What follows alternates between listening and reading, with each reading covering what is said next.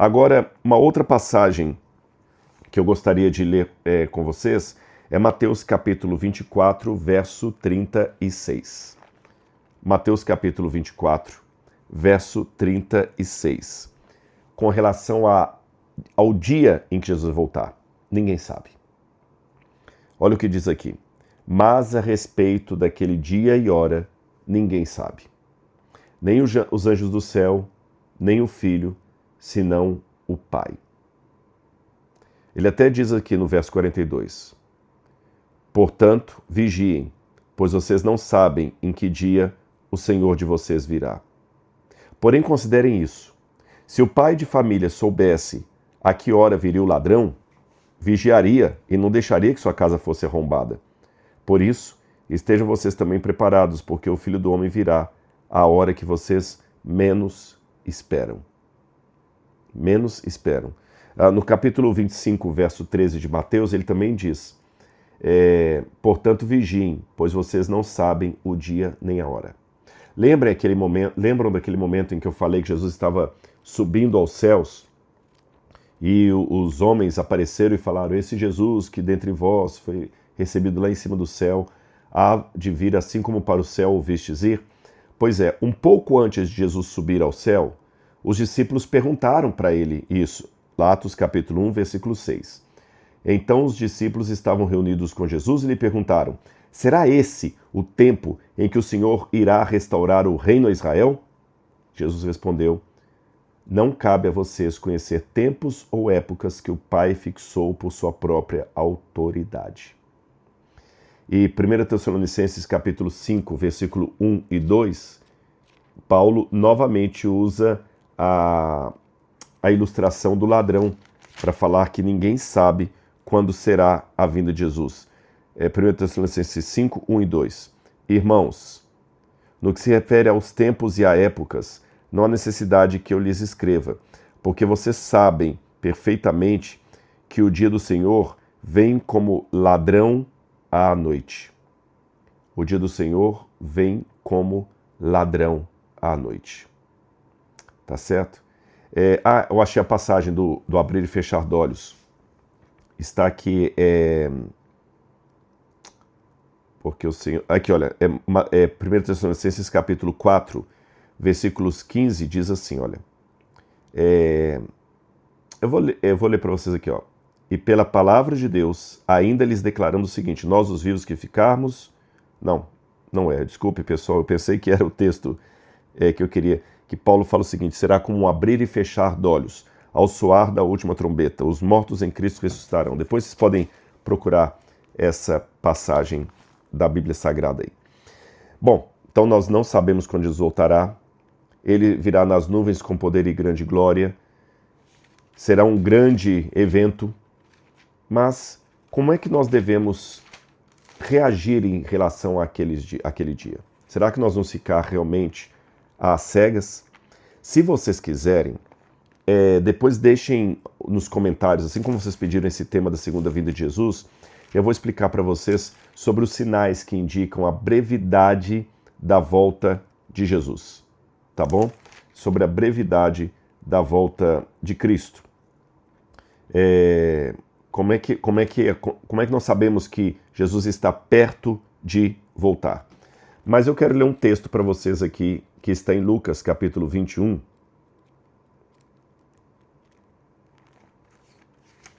Lucas, capítulo 21,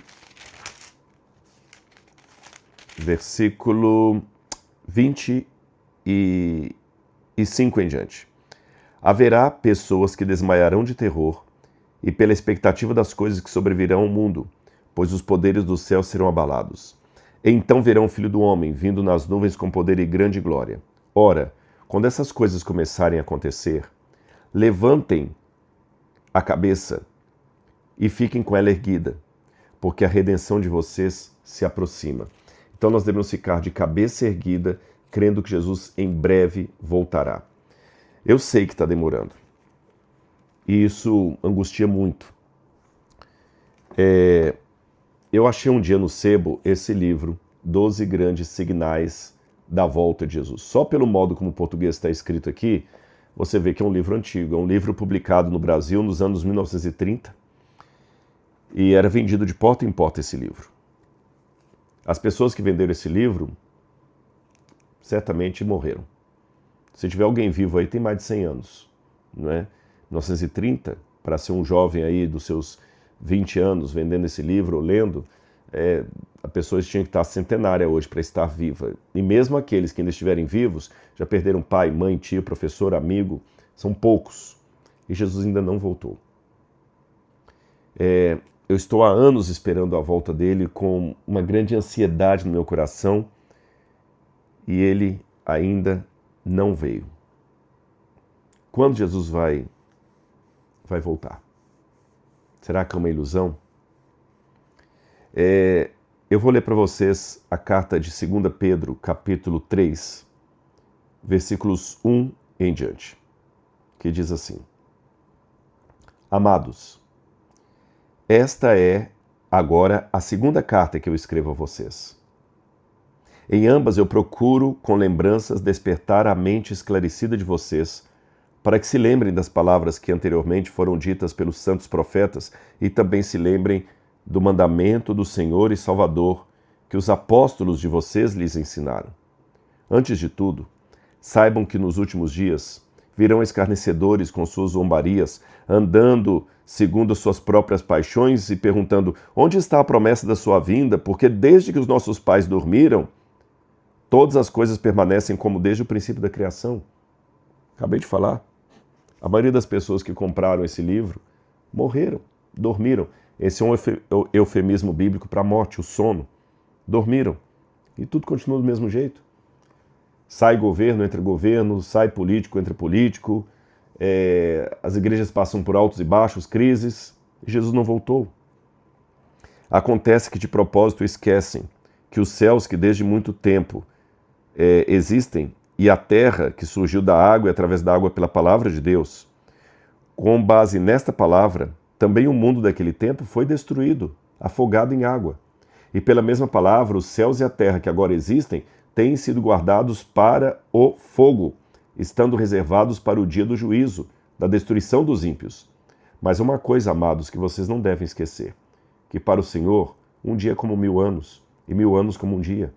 O Senhor não retarda sua promessa, ainda que muitos a julguem demorada. Sabe, é interessante, quem está do lado de fora da porta do banheiro sempre imagina que o que está demorando lá dentro está brincando, parado, olhando televisão, porque você está aflito aqui, você quer entrar.